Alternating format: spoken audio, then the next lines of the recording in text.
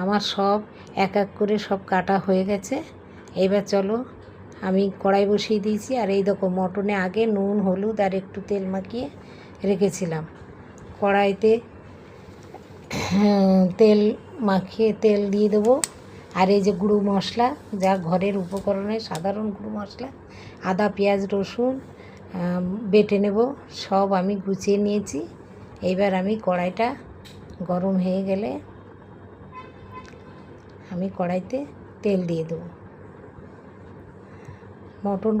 মটনের ঝোল হলে আর কিছু রাঁধিনি। টক ডাল করেছি আর হচ্ছে কাঁকরোল ভাজা আর আলু ভাজা করেছি।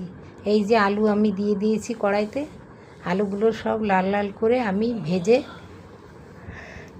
দেব। রবিবারের দিন একটু মাংসের ঝোল আর গরম ভাত হলে আর কিছু লাগে না। তোমরা সবাই এইভাবে রান্না করে খাও মটন? আমরা খাই এইভাবে, এক এক দিন এক এক রকম করে খাই।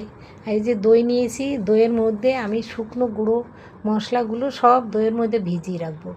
বলো তো কী হয় দইয়ের মধ্যে মশলাগুলো, গুঁড়ো মশলাগুলো ভিজিয়ে রাখলে? তোমরা আমাকে জানিও। আমার তো উপকার হয়, মশলাগুলো ভিজে যায় এবং বাটা মশলার মতন হয়ে যায়। আমি এটা ফাটিয়ে নিয়ে রেখে দেবো সাইডে। এইবার আমি কড়াইতে আলুগুলো তুলে নিয়েছি।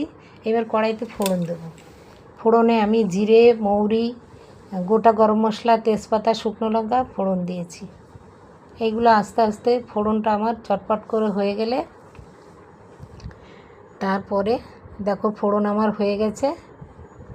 আমি এইবার সেই পেঁয়াজগুলো কেটে রেখেছিলাম, আমি পেঁয়াজগুলো এক এক করে সব কড়াইতে দিয়ে দেবো। পেঁয়াজটা খুব ভালো করে ভাজতে হবে। পেঁয়াজ ভাজার কাছেই মশলা কষানো ভালো হবে। পেঁয়াজ আমার ভাজা হয়ে গেছে, তার মধ্যে একটু টমেটো দিলাম আর সেই কাঁচা লঙ্কা আদা রসুন সব বেটে রেখেছিলাম সেইগুলো আমি ঢেলে দিলাম। এইগুলো আস্তে আস্তে কষিয়ে নেব। আমার মশলা কষানো ভালো হবে, তবেই রান্নায় সুস্বাদু হবে। আমি নুন ঝাল আমি আমার পরিমাণ মতন দেব, আপনারা আপনাদের পরিমাণ মতন দেবেন। এইবার আমার মশলাটা আদার কাঁচা গন্ধ চলে গেছে। ওই যে দইয়ে মশলাটা মাখিয়ে রেখেছিলাম সেই মশলাটা দিয়ে ঢেলে দিলাম। আমি আমার মাংসগুলো ঢেলে দিয়ে আমি মাংসটা একটু কষিয়ে নিয়েছি। এইবার সেই একটু কাজু আর পোস্ত বাটা করেছিলাম তাই দিয়ে দিলাম, আর আলু ভেজে রেখেছিলাম তাই দিয়ে দিলাম। মশলাটা দিয়ে মাংসগুলো আমি ভালো করে কষিয়ে নিয়ে এইবার আমি প্রেশার কুকারে দেবো। অন্য দিন আমি কড়াইতেই রান্না করি।